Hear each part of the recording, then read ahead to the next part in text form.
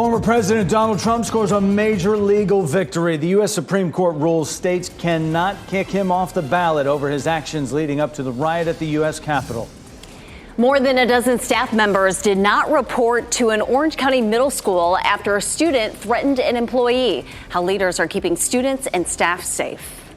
And I'm tracking a low pressure system moving up the coast. I'll show you how much of our viewing area will see rain through the afternoon. With breaking news on the eve of this Super Tuesday, the U.S. Supreme Court has issued a ruling that puts former President Trump back on the ballot in Colorado and Maine. Good afternoon to you. I'm Jeff Hogan. And I'm Renee Chu. Donald Trump already called this a big win in a social media post. He's set to speak about the ruling any moment. We will monitor Trump's remarks in the WRAL Live Center and keep you posted throughout the hour as we take a live look at where he is set to speak at Mar-a-Lago. Alice Barr takes a look at the 20-page Supreme Court decision and what this ruling means big picture-wise. The Supreme Court ruled quickly today in a case that has huge implications for the upcoming election. The judges deciding unanimously that states cannot kick former President Trump off of their ballots. This reverses a Colorado Supreme Court decision where those state Supreme Court justices had said the former president should be off the ballot on grounds that he engaged in insurrection for his actions leading up to January 6th. And this all stemmed from the Constitution's 14th Amendment, a provision there. But essentially, the U.S. Supreme Court has now ruled the lower court had wrongly assumed states can determine if a presidential candidate is ineligible. That makes it clear the high court believes that Congress, not states, have authority over how to use that 14th Amendment provision. There were a number of other similar challenges out there, but this ruling applies to all states. And it comes a day before Super Tuesday when voters in Colorado will head to the polls along with more than a dozen other states. Former President Trump celebrated the ruling on social media, calling it a big win for America. In Washington, I'm Alice Barr. Back to you. And here in the WRAL Live Center, we are monitoring reaction from across the country about this ruling. Colorado Secretary of State posting to social media platform X, writing, "I am disappointed in the U.S. Supreme Court's decision stripping states of the authority to enforce Section 3 of the 14th Amendment for federal candidates. Colorado should be able to bar oath-breaking insurrections from our ballot." She posted that about 2 hours ago after that ruling came down. I am monitoring reaction. I have not heard anything from Maine Secretary of State yet. As soon as I do, I will let you know from the Live Center. And this ruling comes less than 24 hours before North Carolina's primary election. But many people already cast their ballots in this state. Early voting wrapped up Saturday after 17 days. According to data released by the state, more than 9% of the state's eligible voters went to the polls during early voting or have submitted an absentee ballot. So that's more than 689,000 ballots. Less, though, than in 2020, when nearly 794,000 people went to vote early or voted absentee ahead of Election Day. Polls open tomorrow morning at 6:30 and they close 7:30 tomorrow night. WRAL Capitol Bureau Chief Laura Leslie is at a news conference organized by the State Board of Elections. She'll join us live at 12:30 with urgent reminders for voters. More than a dozen staff members at a Carrboro middle school chose not to show up for work today. The principal says the reason is because of a student's threat. WRAL's Monica Casey joins us live from McDougall Middle School to explain what we know about this threat and how the school is handling those absences. Monica. Renee, we know that 15 staff members are not at school today. I spoke with one staff member who has serious safety concerns. This threat happened here last week, and this person tells me they are concerned the student who made that threat is not getting the help they need. This person also tells me they believe the safety plan that's been proposed is not sustainable, and they are upset with the district's handling of this situation. They believe this student poses a threat. Chapel Hill and Carrboro City Schools spokesperson Andy Jenks says the district is hearing and listening to the concerns from families and staff while also balancing the privacy and education rights of that student. We're looking out for not just the best interests of a particular student, but also the best interests of everybody else who's inside the school at this time. And both of those can be true at the same time, but it's up to us to work with everyone involved to develop that shared understanding. Jenks says substitute teachers and other staff have covered any vacancies today, so no impact to classes here at this time. The SRO, who usually cycles among 3 schools throughout the day, is also assigned here all day. Carrboro police have confirmed a juvenile petition was filed on the student who made the threat last week. Now, we have been here all morning and we have seen a line of cars of parents picking up their students here today. I spoke with one parent who wanted to remain anonymous, who told me their children told them the student who made the threat was back in school today. That parent tells me they did not feel comfortable having their children here while that student was here as well. Renee? So school is in session, but very unsettling for some parents and students. Monica Casey live at McDougall Middle School in Carrboro.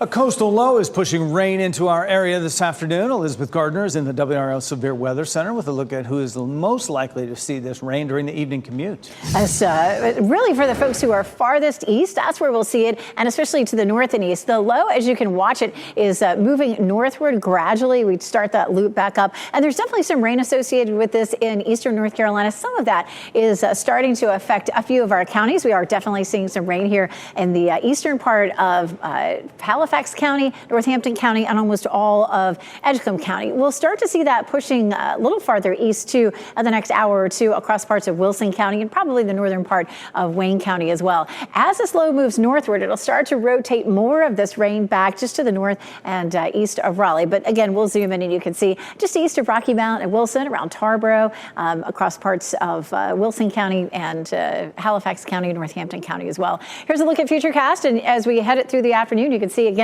just really right along the I-95 corridor. Some of it by 5 o'clock might spread to the west, but it falls apart as that happens. So we're not very likely to see anything really around Raleigh or Fayetteville or certainly parts west. But as this system continues to rotate around, we might see a few more areas up in the northeast that see a few more showers before the day is over. So just some scattered light rain here, and again, picking up a little bit during the afternoon and evening. Another good soaker on Wednesday. I'll show you that coming up.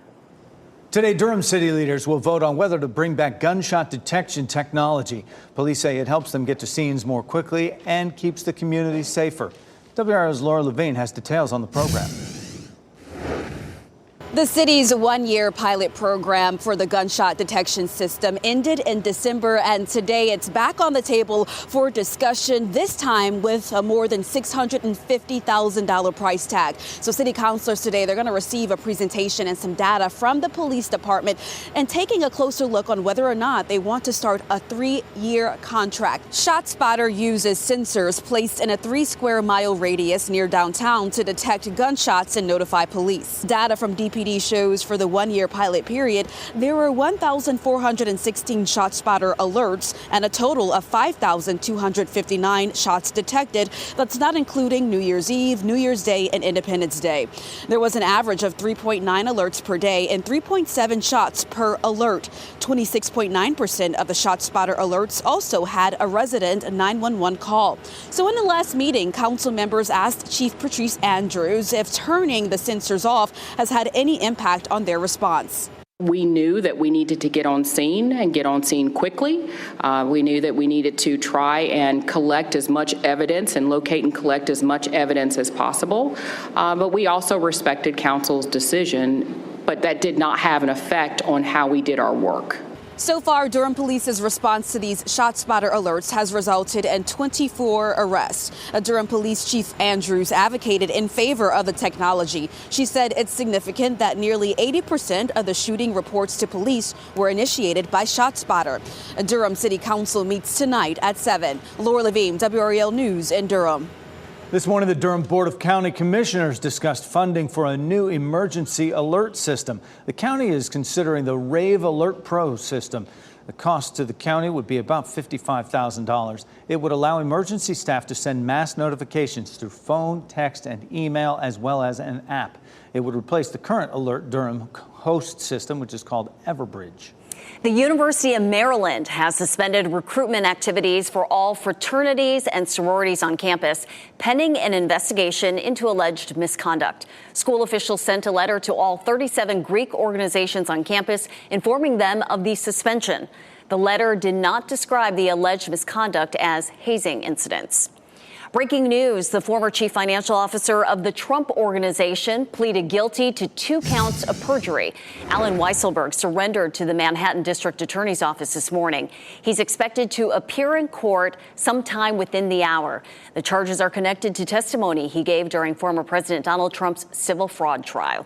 3 young people are in police custody after authorities say they stole a car and then led one of the victim's family members on a chase that involved shots being fired. A family member of the person whose car was stolen spotted it yesterday at Lyons Park off Dennis Avenue in Raleigh. A chase then began with both cars weaving through traffic and gunshots being exchanged. The chase ended when a tire went flat on the stolen car. The 3 people inside ran away but were caught by police. Take a look at stocks this noon. First day of trading here this week, and you can see the Dow Jones Industrial Average struggling at the moment. It's been in the red all morning long. It's down 76 points right now. Celebrate and support our local arts community this Thursday when WRAL presents Big Night In for the Arts, featuring amazing artists including Pierce Freelon and Tift Merritt. A live performance by award-winning bluegrass musician Trey Wellington and more. Help us raise funds to create healthy, vibrant communities through the arts. Watch and donate Thursday at 7 on WRAL and wherever you stream WRAL. Next at noon, an uprising in Haiti following a violent prison break. Thousands escaped, the state of emergency there, and how many people were killed. Also, winter storm warnings are still in effect in parts of California. The blizzard that shut down hundreds of miles of roads and trapped people in cars. Plus at 12:30, what voters in our state need to know about tomorrow's Super Tuesday ballot so you can be ready to vote. Keep watching WRAL News over the air Channel 34 and Spectrum Channel 1257.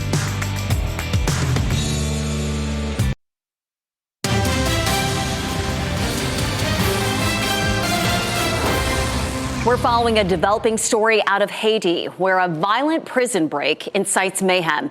Haiti is under a state of emergency after heavily armed gangs raided the country's 2 biggest prisons, freeing some 4,000 inmates. At least 12 people were killed in the jailbreak. Here's Alex Hogan. Haiti continues to spiral into violence, and a curfew is now in effect for the capital, Port-au-Prince, following days of highly coordinated gang attacks across the city. Armed groups have burned down police stations, attacked stadiums and airports, and on Sunday, more than 4,000 inmates from Haiti's National Penitentiary escaped in a massive prison break, leading to multiple revenge killings both inside the building and on the streets of Port-au-Prince. It was a very difficult situation. The riot in the prison, our lives were at risk. What we did was shelter ourselves. There were a lot of shots. We were afraid for our lives.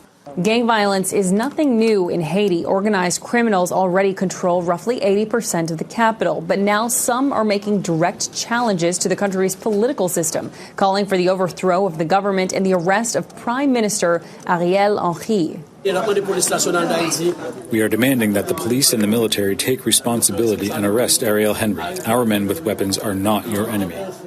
Meanwhile, a new agreement will see Kenyan peacekeepers deployed in Haiti, and they say they'll take the fight directly to the gangs. We are making this response because it is what is right. It is what humanity, it is what humankind can do. What this mission is bringing is hope for the future. Hope for the future for the humankind. That was Alex Hogan reporting. Now, because of the escalating violence, the Biden administration has canceled all official travel to Haiti and urged Americans to leave as soon as possible. 2 people are accused of stealing nearly 600 Venus flytrap plants from a nature conservancy near Wilmington. Someone reported seeing the 2 people digging up the plants last month. Those people were later found at a nearby gas station, and police reportedly found the plants in their backpacks. The rare Venus flytrap is native to the state, and stealing them is a felony. They're an odd plant. People like to dig them and resell them. either on the black market or even locally sometime. Authorities say the plants begin to bud flowers this time of year, and that makes them easier for thieves to find. People often dig them up and sell them on the black market, like he said. 5 wildfires are still burning in the Texas Panhandle. The fires have killed at least 2 people and burned more than 1 million acres in their first week. Weather conditions across the state have made battling the fires difficult. As of Friday afternoon, as many as 500 structures have been destroyed.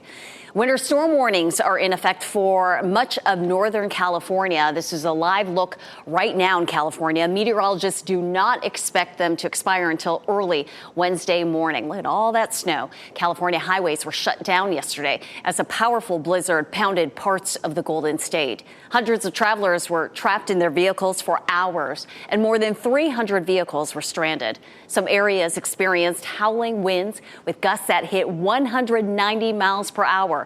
That's well above the 157 mile per hour threshold for a Category 5 hurricane. College basketball has a new all-time leading scorer. Congratulations are pouring in now from around the sports world for Caitlin Clark. This for college basketball history. She does it with a foul shot. So cool. With that free throw, Clark broke the all-time scoring record for any college player, man or woman. LeBron James and Billie Jean King are just 2 of the legends who posted their congratulations to Clark on social media. And just moments after Clark broke the record, Nike launched a new commercial celebrating her accomplishment. ESPN's College Game Day is coming back to the Triangle, this time to Durham. The Game Day team will be at Cameron Indoor Stadium this Saturday for the men's basketball regular season finale. It's also part 2 of the Battle of the Blues. Duke is looking for revenge on their home court after UNC beat them 93-84 at the Smith Center. Doors for Game Day open at 9:30 at Cameron. The show starts at 10 o'clock. Admission for that is free. Ticket for the game will cost you a pretty penny. Oh, definitely. Well, it's going to end up being a rainy day for a lot of us, so we're waiting on the rain. We have the overcast skies, but Elizabeth Gardner is tracking where that rain is right now. Yeah, it's hugging the coast right there. It's all going to be in eastern North Carolina, as we were talking about earlier, really right along the I-95 corridor and eastward. That low will just continue to trek right up the coast and away from us as we get into this evening. So right now we're looking at a little bit of rain there in Wilson County, Edgecombe County, Halifax, Northampton County, and of course right there is I-95. It may push a little bit farther inland, maybe all the way up to around Wake County, but fizzle out really before it makes it to Raleigh or Fayetteville for that matter. And we might see some of it approaching the I-85 corridor later on this evening. Here's a closer look in, and you can see just starting to move into Wilson right now. Probably that first little bit isn't reaching the ground, but I've got the Wilson camera ready to go for you. A little sprinkle in Rocky Mount, Pine Tops over through parts of Edgecombe County, and then of course northward on up into Halifax County and Northampton County. Once again, we'll take a look at Futurecast by 2 o'clock again. I kind of seeing that rain right there along the I-95 corridor, starting to push westward, but then fizzles out. But more of it rotates around to the north. So again, looking at Roanoke Rapids, most likely South Hill, Warrenton, maybe Henderson, Rocky Mount. See a little bit more of that from the evening commute through dinner time. We take a live look at Wilson right now, and it's definitely cloudy. The wind is blowing as that system gets a little closer. It looks like the street might be on the damp side, but again, that rain has just started. I'm not seeing any rain on the camera lens, but certainly there is some rain, at least sitting over that spot on the radar. 67 right now, so it's another warm day. We're not going to hit 74 like we did yesterday, but still going to be very warm. Our dew point 53 means that there's a lot of moisture in the atmosphere, and we'll hold it in the 60s all the way through the evening. Right now it's 68 in South Hill, 67 in Durham, 70 already in Fayetteville, 63 degrees in Southern Pines. Looking at 69 for the high in Raleigh and Durham, and 71 in Fayetteville.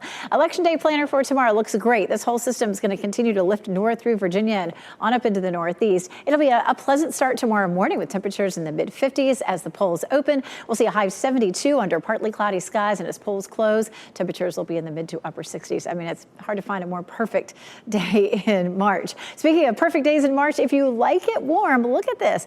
These red and orange colors indicate warmer than normal temperatures, which will take us all the way through through the weekend. And as a matter of fact, as we look ahead, it's probably going to take us all the way through maybe March 17th. So normal high is 60, 69 for today, 72, and then in the 60s for Wednesday, Thursday, and Friday. And for the first time in recorded history, all of us snow lovers are crying. We've had no snow. Now, you've heard us talk about the fact that it's been more than 700 days since we had measurable snow, but at least there was a trace of snow some of those years. For the first time, we've had no trace of snow since 1887, when records have been held. That is not the kind of record I want to see, but I know it is for some people. All right, Saturday and Sunday, we have some more showers in the forecast, as well as Wednesday. We'll take a closer look at that coming up. And now that it's March, I'm glad there's no snow. We don't need any more snow now, till later this year. Inspections aren't just for homes built years ago. 5 on Your Side explains why it's important to have a brand new home inspected before you buy. And investigators rarely speak about gang violence in and around Wake County, but tonight at 6, WRAL investigates. Sarah Kruger speaks with a recently retired gang investigator, sharing never-before details about their presence. And no deal. JetBlue calls off a $1 billion merger that would have created the 5th largest airline in the U.S. What prompted that decision? Plus, the first over-the-counter birth control pill is now available. How women can also get a supply at a discount.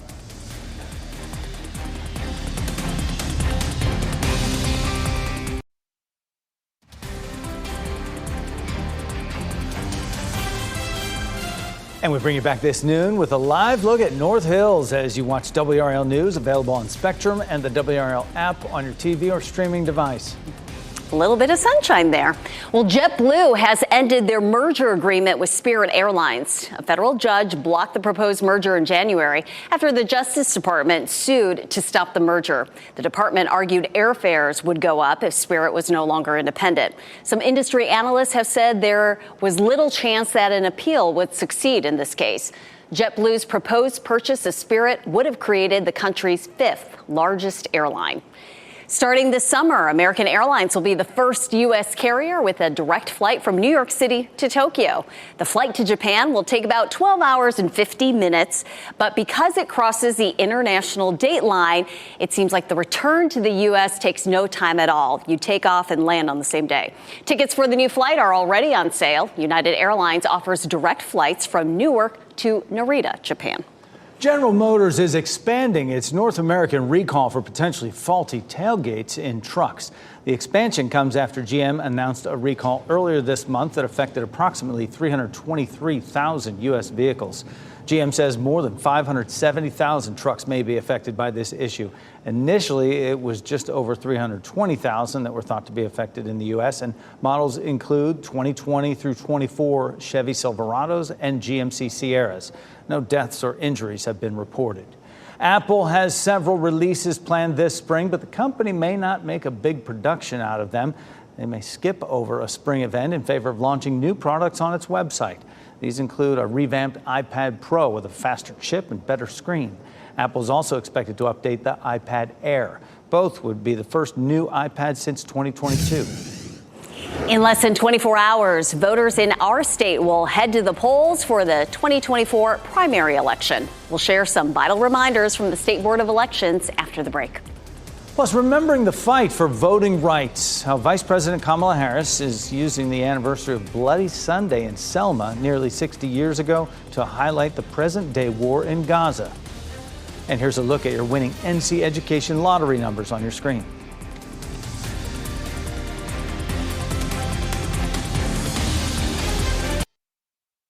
Shot in 4K ultra high definition. Your number one source for local news. WRAL News. Coverage you can count on. Tomorrow is Election Day for the 2024 primaries. State lawmakers made a number of changes to election laws last year that you'll probably notice when you go to your polling place. The state elections officials held a news conference about those changes today, and WRAL Capitol Bureau Chief Laura Leslie is live at the Emergency Operations Center, where that news conference just wrapped up. Laura, what came out of this? Jeff, you're likely to notice a number of changes when you go to the polls tomorrow. These are the ones that election officials especially wanted to make sure that you know about. First and foremost, you'll need to bring a photo ID in order to vote tomorrow. For most people, that'll be a driver's license. If you don't have a driver's license or a passport or another approved form of ID, you can vote a provisional ballot, but it may not be counted. Second, it's going to take longer to see results tomorrow night. In the past, election officials in North Carolina could tabulate both the in-person early voting and mail-in early votes and release those results at 7:30 when the polls close on Election Day. Lawmakers changed that. State Elections Director Karen Brinson-Bell says counties are now not allowed to tabulate early in-person votes until 7:30 when the polls have closed. This may mean a delay in those early voting results, those 670,000 ballots that have been cast thus far. We will not see those results posted to our website until after 7:30 p.m. So for some, it may be 30 minutes. For other counties that have multiple early voting sites, it may be an hour to 2 hours before we see those posted. All right, third, there's no longer a 3-day grace period for mail-in ballots to be accepted as long as they're postmarked by Election Day. That used to be the law. It is no longer the case. So if you still have a mail-in ballot that you have not yet mailed, Bell recommends that you don't try. She said either hand-deliver that to your County Board of Elections by 7:30 on Tuesday night, or you can discard it and vote in person at your assigned polling place. Another reminder, and this one a very important one, about your cell phone. You can take your cell phone into the voting booth with you for reference purposes, but you cannot call anyone, you can't take any pictures or make any recordings while you're in the voting enclosure. It is actually a crime, yes, a crime in North Carolina to take a picture of your filled out ballot. If you want to take a voting selfie, a lot of polling places will have a place outside the voting enclosure where you can do that. Jeff? Super important information right there for a lot of folks. And number one on the list, get out and vote, definitely. All right. Thanks, Laura Leslie, live for us this noon. Today, owners of local Black-owned businesses will meet for a panel discussion about ways to grow within their communities. Congressman Wiley Nickel is hosting the event at 3 this afternoon at the Garner Chamber of Commerce. 8 local business owners will be part of a roundtable discussion. They'll talk about the importance of access to capital and affordable housing, among other topics. WRAL is your Super Tuesday election night headquarters. We'll have the fastest results as they're counted on WRAL TV, WRAL.com, and the WRAL News app. Look for updates on all the big races every 30 minutes after the polls close on WRAL News Plus, which you can find on Channel 34 over the air, Spectrum 1257, your smart TV and mobile devices. Throughout the night, on air and online, we'll have insight and analysis from our NC Capitol team. And for national coverage, NBC News will have a full wrap-up of Super Tuesday results from across the country at 10 o'clock on WRAL. Our team of reporters will have you covered with the local races at 10 o'clock on Fox 50, and then at 11 on WRAL. We'll have it all for you, the big local and state races and a recap of Super Tuesday from around the country.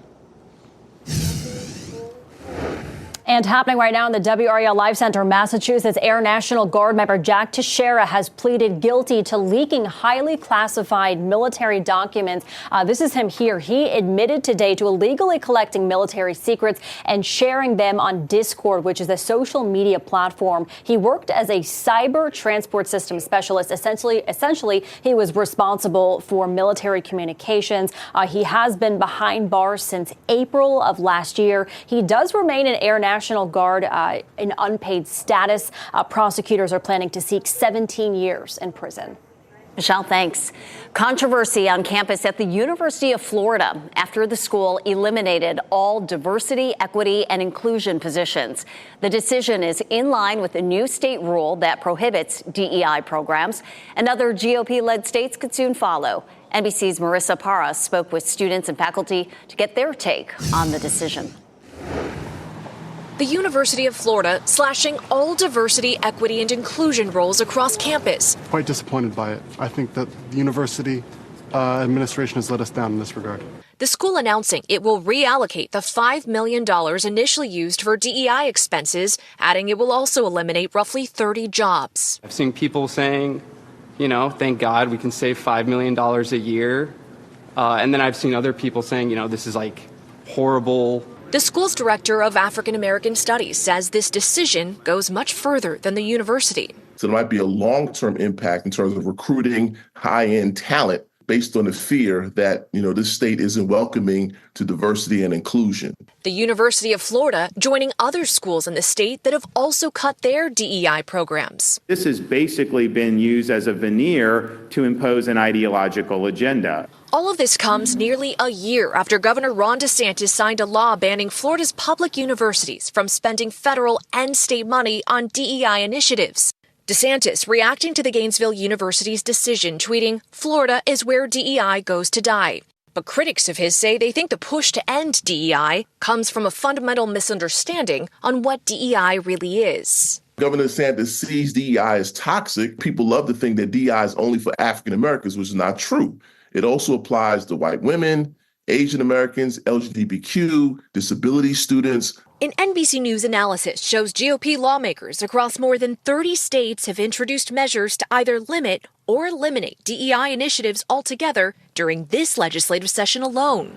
In Texas, a sweeping new ban on DEI across all state universities took effect at the start of the new year. While the future is unclear how many other GOP-led states will follow suit, one thing is certain: the battle for control over higher ed just beginning. Marissa Parra, NBC News, Gainesville, Florida. People from all around the country gathered in Selma, Alabama this weekend to remember Bloody Sunday. 59 years ago, police attacked hundreds of peaceful civil rights demonstrators as they marched across the Edmund Pettus Bridge. In remarks, Vice President Kamala Harris honored the legacy of the civil rights movement, saying the fight for freedom continues. Our fight for freedom is not over, because in this moment we are witnessing a full-on attack on hard-fought, hard-won freedoms, starting with the freedom that unlocks all others, the freedom to vote. Harris also used the event to call out Israel for not doing enough to ease a humanitarian catastrophe in Gaza. Loud cheers erupted from the crowd as she insisted on a 6-week ceasefire. The first birth control pills available without a prescription in the U.S. When women can start buying them online or at the pharmacy. Plus, a fresh crew of astronauts is on its way to the International Space Station. What they'll be doing while in orbit, how long they'll stay there. If you see news happening or you'd like to share a story idea with us, click Report It in the WRAL News app.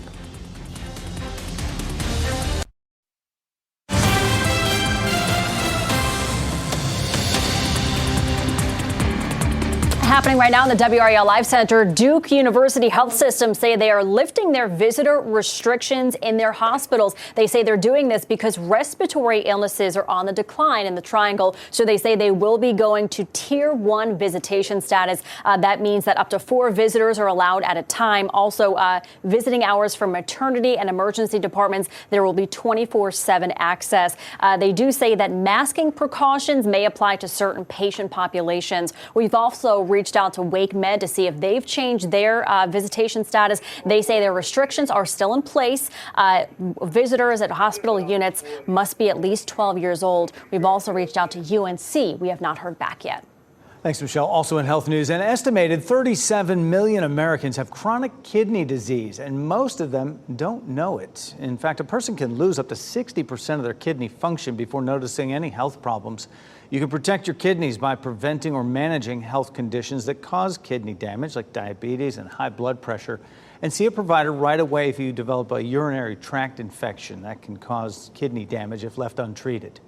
The first over-the-counter birth control pill approved in the U.S. will soon be available in stores and online. O-Pill can be bought directly from its own website in the coming days. It could take a few weeks for the medication to reach pharmacies. The company says when taken as directed, O-Pill is 98% effective at preventing pregnancy. That's in line with the effectiveness of most birth control pills. After 2 failed attempts, NASA and SpaceX launched a crew of 4 to the International Space Station. We'll tell you how long they plan to stay there and what they hope to accomplish during the mission. Plus, smoking for good health? How can that be? We'll explain how cigars brought in a hefty amount at auction and the good it will do.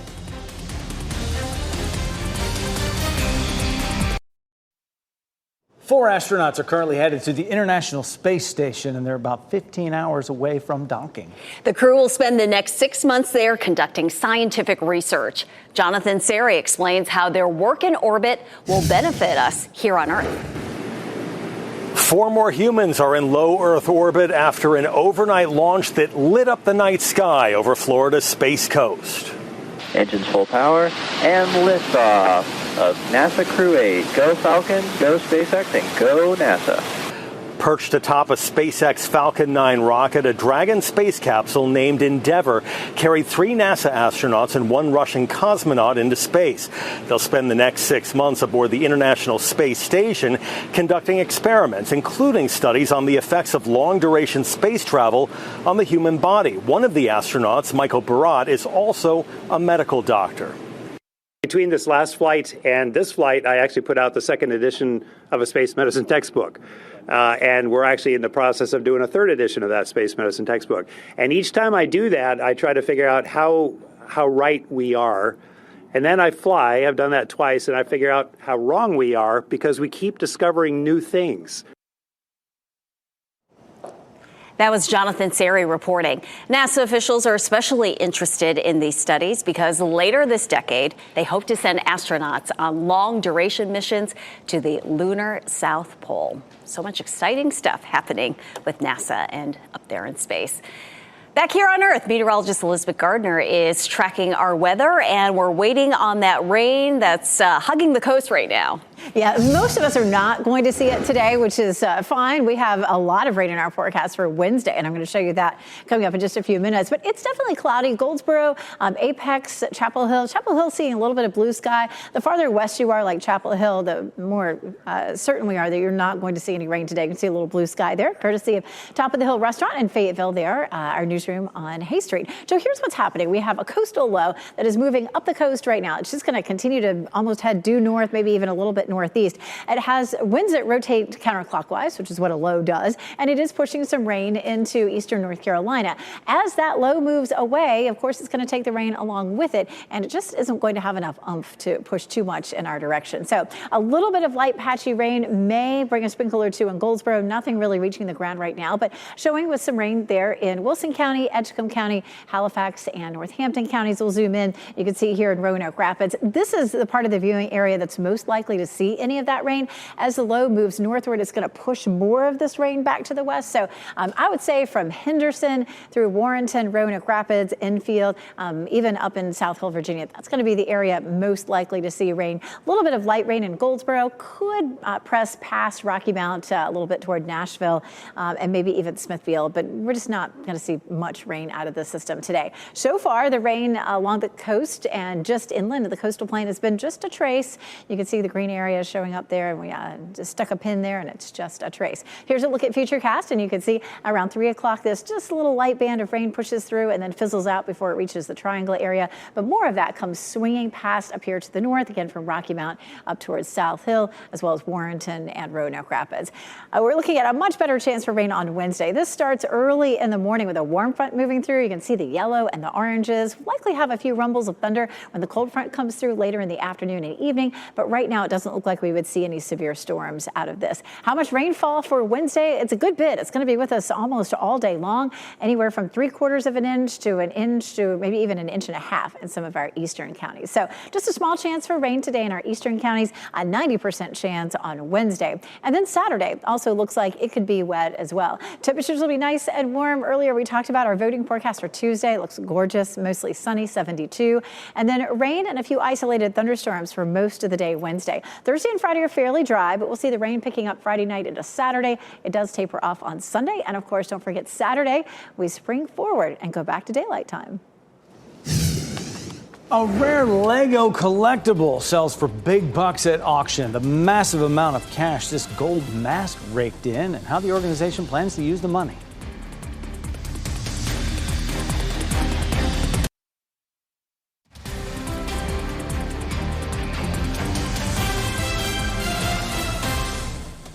Clouds hanging over Durham right there as we wrap things up for you this noon with a look at a few of the headlines we're following for you today.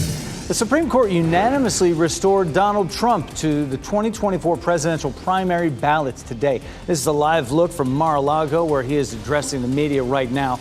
This decision rejects states' attempts to ban the Republican former president over the Capitol riot. The justices ruled states cannot invoke a post-Civil War constitutional provision to keep presidential candidates from appearing on ballots. Today, North Carolina's election officials let voters know what to expect at the polls tomorrow for Super Tuesday. You will need to bring a photo ID in order to vote. It's also going to take longer to see results tomorrow night. We explain why and have everything you need to know on WRAL.com. More than a dozen staff members at a Carborough middle school chose not to show up for work today. The principal says the reason is because of a student's threat. Chapel Hill and Carborough City Schools spokesperson says the district is hearing and listening to the concerns from families and staff about safety, while also balancing the privacy and education rights of that student. A 10-year-old Wake Forest girl received an incredible gift over the weekend. Morgan Jenkins has been in the Abilities tennis program for 2 years. She's been in physical therapy since she was 15 months old with an unknown diagnosis. Throughout the program, Morgan has shown her dedication to tennis with a wheelchair that did not allow her to move freely around the court. Now, the Abilities Tennis Association of North Carolina has bought her a sport chair that allows her to fully participate in tennis. How awesome is that? The Cigar Festival of Havana raked in more than $19 million for the island's healthcare system. Top shelf Cuban cigars, considered among the best in the world, went on the block. In a smoke-filled room, cigar aficionados from 108 countries sampled and placed their bids on the island's most famous export. The biggest delegation was from China, which has become a major market for cigars. A Goodwill store in Pennsylvania cashed in on a collectible Lego mask. Goodwill found the rare mask in a bag of jewelry. It is part of Lego's Bionicle universe of creatures. The 1-inch 14-karat gold mask sold for more than $18,000. Only 30 of these were made in 2001. 25 were given to Lego employees, and the remaining were given away in a contest. The Goodwill staff said they had no idea about its rarity. The money will be used to help people with life challenges and provide job training opportunities for them. Our pet of the day has been in the shelter for far too long, 100 days, and we just know her people are out there somewhere. This is Hershey. The staff at Love Mutts says her sweet nature will make a wonderful companion. Her stunning golden eyes are sure to mesmerize you. She looks like a Labrador Chesapeake Bay Retriever. Hershey is just a year old. She's great with other dogs and loves to take long walks. You can meet Hershey by appointment and even foster to adopt her for 2 weeks. Apply now on lovemuttsrescue.org. Inspections aren't just for homes that are several years old or older. Today on WRAL News at 4, 5 on Your Side explains why it's worth it to have a brand new home inspected before you buy. An unusual chase on a busy interstate in Cleveland involved 2 galloping suspects. Look at this. Video from the Ohio Department of Transportation showed 2 horses weaving through traffic on Interstate 90 Saturday. Cleveland police say the horses were from their mounted unit and had somehow escaped their stables. They were eventually caught and returned back to work. Wrong way. Yeah, right. Go the other way. NBC News Daily is next on WRAL, your next local news update in 30 minutes. Get breaking news updates anytime with the WRAL News app. Keep watching WRAL News over the air Channel 34 and Spectrum Channel 1257.